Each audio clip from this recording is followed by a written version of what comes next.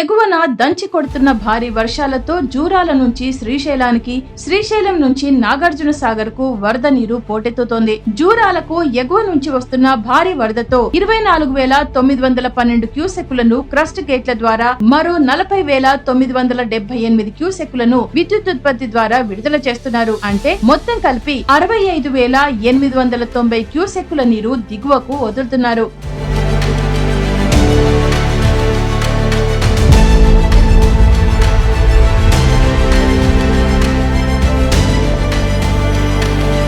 ఈ ప్రవాహంతో శ్రీశైలం జలాశయం నిండుగా మారుతోంది. శ్రీశైలం పూర్తి స్థాయి నీటి మట్టం 885 అడుగులు కాగా, ప్రస్తుతానికి నీటి మట్టం 875.50 అడుగులకు చేరుకుంది. ఇక ఈ ప్రాజెక్టు పూర్తి సామర్థ్యం 215 టీఎంసీలు కాగా, ప్రస్తుతం 165.92 టీఎంసీల నీటి నిల్వ నమోదైంది.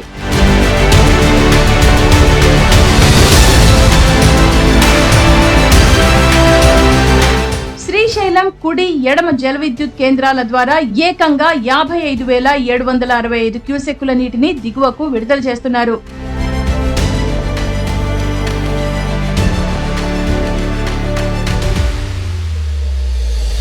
వరద ఉధృతి ఇలాగే ఉంటే అతి త్వరలోనే శ్రీశైలం పూర్తి స్థాయి నీటి మట్టానికి చేరుకోవడం ఖాయమని, గేట్లు ఎత్తివేస్తామని అధికారులు చెప్తున్నారు. ఇక శ్రీశైలం నుంచి వస్తున్న ఈ భారీ ప్రవాహంతో నాగార్జున సాగర్ జలాశయంలో నీటి మట్టం వేగంగా పెరుగుతోంది. ప్రస్తుతం నాగార్జున సాగర్ లోకి 55,278 క్యూసెక్కుల భారీ ఇన్ఫ్లో వస్తోంది.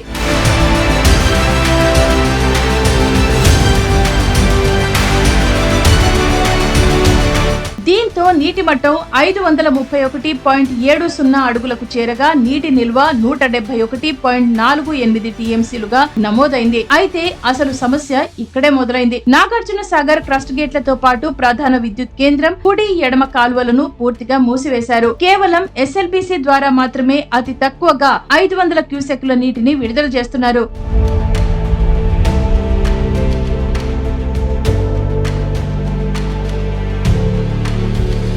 జలాశయంలోకి నీరు పోటెత్తుతున్న కుడి, ఎడమ కాలువలకు నీటి విడుదల ఎప్పుడు ప్రారంభిస్తారో అధికారులు ఇప్పటి వరకు ఎలాంటి స్పష్టత ఇవ్వలేదు. ప్రస్తుతం ఖరీఫ్ సాగు అత్యంత కీలక దశలో ఉంది. పొలాలకు సరిగ్గా నీళ్లు అందాల్సిన ఈ సమయంలో సాగునీటి విడుదలపై నీటిపారుదల శాఖ అధికారులు కానీ, ప్రభుత్వం కానీ స్పష్టత ఇవ్వకపోవడం సాగర్ ఆయకట్టు రైతులను తీవ్ర అయోమయంలోకి నెట్టివేసింది. సకాలంలో నీరందకపోతే చేతికందే పంట దెబ్బతింటుందని, పెట్టిన పెట్టుబడులన్నీ నీళ్ల పాలవుతాయని రైతులు ఆవేదన వ్యక్తం చేస్తున్నారు.